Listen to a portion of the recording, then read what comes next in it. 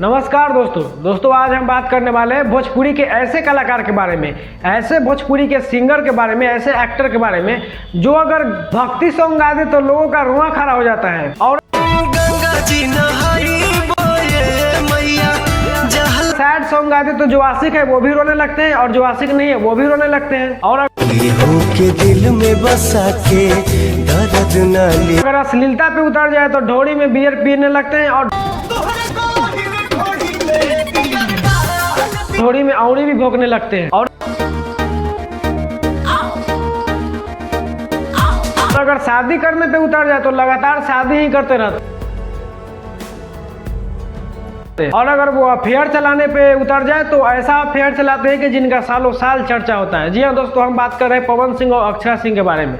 सो दोस्तों, अक्षरा सिंह और पवन सिंह पहले बहुत अच्छे से रहते थे, दोनों का मतलब एकदम रिलेशन बहुत अच्छा था, कुछ सालों तक रिलेशन चला। और उसके बाद कुछ ऐसा हुआ कि दोनों का जब शादी का बात हुआ तो दोनों का राय शादी के बारे में अलग अलग है। कौन किससे शादी करना चाहा और कौन किससे शादी करना नहीं चाहा, दोनों के बीच में क्या अफेयर है, क्या लफड़ा है, ये आपको आज पता चल जाएगा। सो दोस्तों, पहले हम आते हैं अक्षरा सिंह पे। अक्षरा सिंह क्या बोलती है कि शादी हिट जोड़ी है। अक्षरा ने क्यों पवन को अचानक से जो है आप लोगों के रिश्ते में दरार आई, ये तो आपने बताया है। मुझे शादी के बाद उनके साथ उनकी सो कॉल कीप बन के नहीं रहना था। मुझे नहीं वैसा काम चाहिए कि मैं किसी की पत्नी है, वो घर में घुट रही है और मैं उनके जानते हुए कि उनकी शादी हो गई है, मैं साथ में उनके साथ रिलेशन कंटिन्यू करूं। मैं दो रिलेशन क्यों कंटिन्यू करूंगी।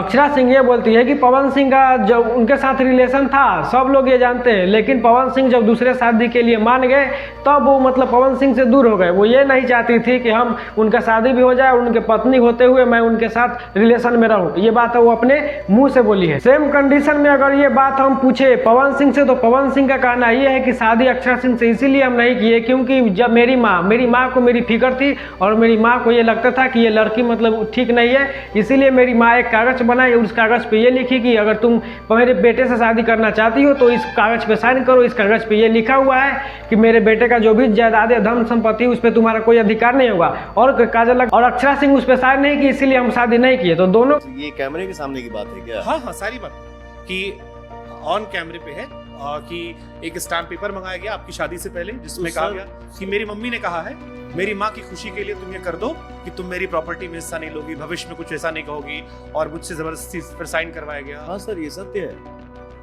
कंडीशन ये है लगभग ये दोनों अपने ही मन से कुछ बोल रहे हैं और इसमें पूरा पब्लिक, बिहार के पब्लिक लपटा गई और बिहार की पब्लिक पगला गई कि आखिर दोनों के बीच में क्या चल रहा है। आखिर पता ही नहीं चल रहा है कि दोनों के बीच में आखिर चल क्या रहा है, कौन सही बोल रहा है, कौन गलत बोल रहा है। और ये चर्चा है जो सालों साल चलता है, हर एक बार उठता है इसका। दोस्तों, अगर हम पवन सिंह के कैरेक्टर पे बात करें तो एक अच्छे इंसान को अपने लाइफ में, अपने जीवन में सिर्फ एक ही पत्नी काफी होती है। लेकिन पवन सिंह 3 शादी कर चुके हैं और उनको अभी भी शादी ये जो है और अपनी पत्नी सूट नहीं खा रही है। और अगर आप उनके पत्नी का जो बयान है वो सुनिएगा तो आपका जो सोचने का तरीका है वो कुछ बदल जाए। अब इनके अच्छी इंसान है तो 3 महीने में आपकी तो बीवी कैसे मर जाती है, कैसे मर जाती है?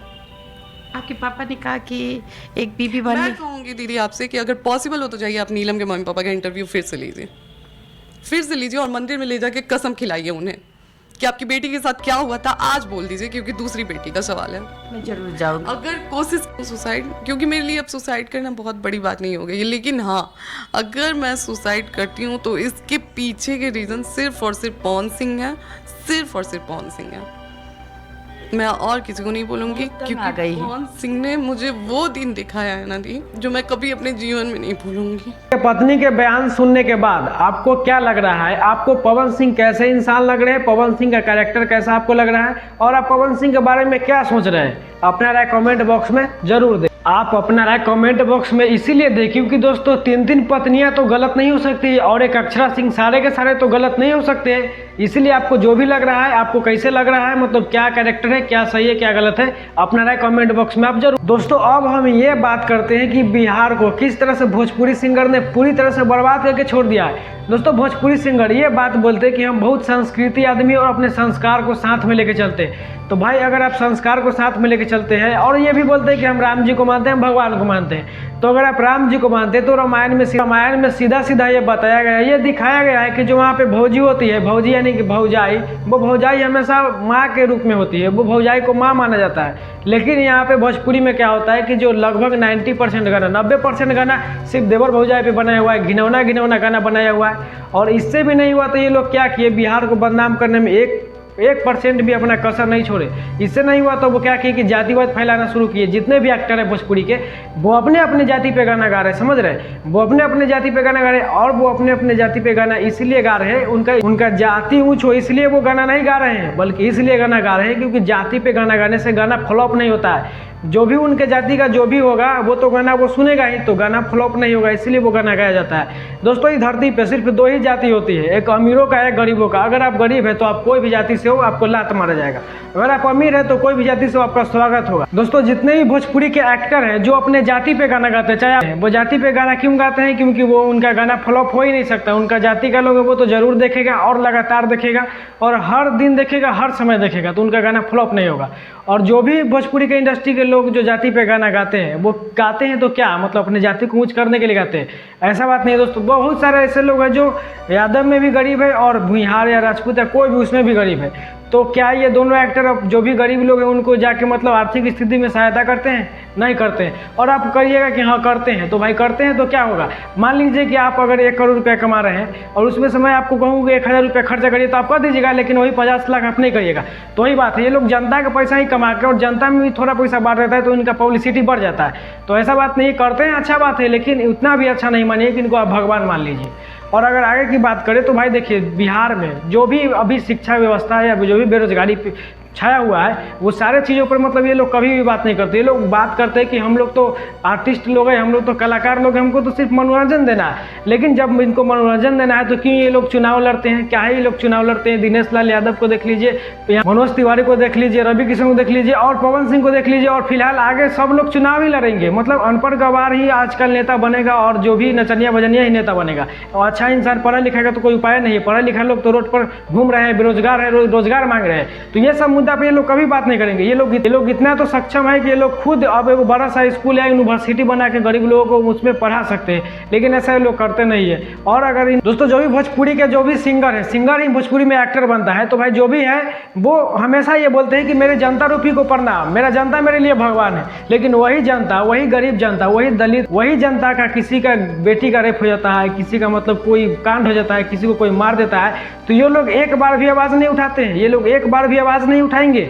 ये लोग सिर्फ अपने गाना पे बात करेंगे, आज मेरा ये गाना आ रहा है, इस पे तो आप लोग जाइए खूब प्यार दीजिए। लेकिन जब जनता के साथ कोई अन्याय हो रहा है तो ना पुलिस आती है, बिहार पुलिस के बारे में तो आप जानते ही है, ना ये लोग एक्टर आते हैं। ये लोग सिर्फ चुनाव लड़ेंगे। जब इनसे सवाल पूछेगा तो ये बोलेंगे कि हम मनोरंजन कराते हैं, लेकिन आगे चल के चुनाव भी लड़ लेते हैं। तो ये मतलब किस तरह का मतलब इंसान है। ये लोग पूरा बिहार को बदनाम करके छोड़ दिए। अगर आप बिहार के बाहर जाइएगा ना तो आपको देख लीजिए, बिहार के बाहर हर किसी को मतलब गरिया जाता है, मारा ही जाता है। के मुजफ्फरपुर जिले से हूँ और ये कर्नाटक दुकान में मैं काम करता हूँ, इस दुकान में काम करता हूँ। और हम बिहार से, हम हिंदी वालों के साथ इतना प्रॉब्लम होता है, मैं काम कर रहे हैं, हमको माँ बहन को गाली देकर गया है लोग। इस लड़के को देख लीजिए, इसका क्या गलती था? ये सिर्फ बिहार से इसलिए इसका गलती था? भाई बिहार को पूरी तरह से बदनाम किया जा रहा है, इतना ज़्यादा बदनाम किया जा रहा है। यहाँ के एक्टर से लेके, क्रिएटर से लेके और यहाँ पे जितने भी नेता हैं, सब कुछ बेईमान है और सब कुछ मतलब कि बिहार को बर्बाद करने में लगा हुआ है। बिहार में हर एक साल बाढ़ आता है और बिहार में हर एक साल बाढ़ आने के बाद भी इसका समाधान नहीं हो पाता। आप समझ रहे हैं, बिहार में बहुत सारा पुल गिर जाता है और बिहार में बाढ़ हमेशा आता है। तो ये बाढ़ में जाके क्या करते हैं एक्टर लोग, क्या करते हैं कि चिवड़ा भूरा बांटते हैं, कुछ सामान बांटते हैं। ये लोग कभी भी सरकार के खिलाफ खड़ा नहीं हो जाते कि हाँ मैं इतना ही अच्छा हूँ, मुझे भगवान जब पूज रहा है, दिमाग पर चढ़ा के बैठे हैं, तो मैं इनके लिए तो इतना कर ही सकता हूँ कि सरकार से सवाल पूछ सकता हूँ और बाढ़ को समस्या को हमेशा के लिए खत्म कर दे। ये लोग खुद सक्षम इतना है कि ये लोग बाढ़ के समस्या को खत्म कर दे। लोग इनको इतना प्यार दे दिए, इतना पैसा दे दिए, इतना पावर है कि ये लोग खुद एक बार अगर कोई एक्टर बोल देगा ना कोई मंत्री से कि ये काम होना चाहिए तो होगा, क्योंकि ऐसा मंत्री ये लोग करेगा। क्योंकि मंत्री को ये डर रहेगा कि ये लोग अपने फैन को बोल देगा तो मुझे वोट नहीं मिलेगा, और मंत्री हमेशा वोट के लिए किसी भी हद तक जा सकता है। तो बात भाई ये है, धरती अगर आपको जातिवाद करना है तो आप जातिवाद कर सकते हैं, जिंदाबाद का नारा लगा लीजिए, लेकिन धरती पर 2 ही जात होता है, एक गरीब का एक अमीर का। अगर आप गरीब है तो कोई जात करिए, लात मारा जाएगा। अगर आप अमीर है तो कोई भी जात करिए, आपका स्वागत होगा। दोस्तों बिहार के लोग में ये एक गलती है कि वो हर चीज़ में अपना जाति देखना चाहते हैं, हर चीज़ में अपना ही जाति का खोजना चाहते हैं। अपना जाति का सिंगर खोज रहे हैं, अपना जाति का एक्टर खोज रहे हैं, अपना जाति का नेता खोज रहे हैं और अपने जाति का मतलब पुलिस प्रशासन सब कुछ खोज रहे हैं। तो वही फॉल्ट है यार, जाति वाति कुछ नहीं होता है। मैं तो बोला ना कि एक अमीर का जाति होता है, वो एक गरीब का जाति होता है, इसके अलावा कोई भी जाति नहीं होता है। अगर आप अमीर है तो आपका हमेशा स्वागत होगा, गरीब है तो हमेशा आपको लात मार जाएगा। बाकी बात आपके ऊपर है कि आप क्या चाहते हैं और आप क्या सोचते हैं। आप क्या सोचते हैं भोजपुरी के ऊपर और भोजपुरी कलाकारों के ऊपर और बिहार के ऊपर, और कैसे बिहार बदलेगा, ये अपना राय कमेंट बॉक्स में जरूर। और अगर आपको वीडियो थोड़ा भी अच्छा लगा हो तो वीडियो को लाइक जरूर करें और हो सके तो चैनल को सब्सक्राइब भी कर ले। धन्यवाद दोस्तों, मिलते हैं किसी ऐसे वीडियो में।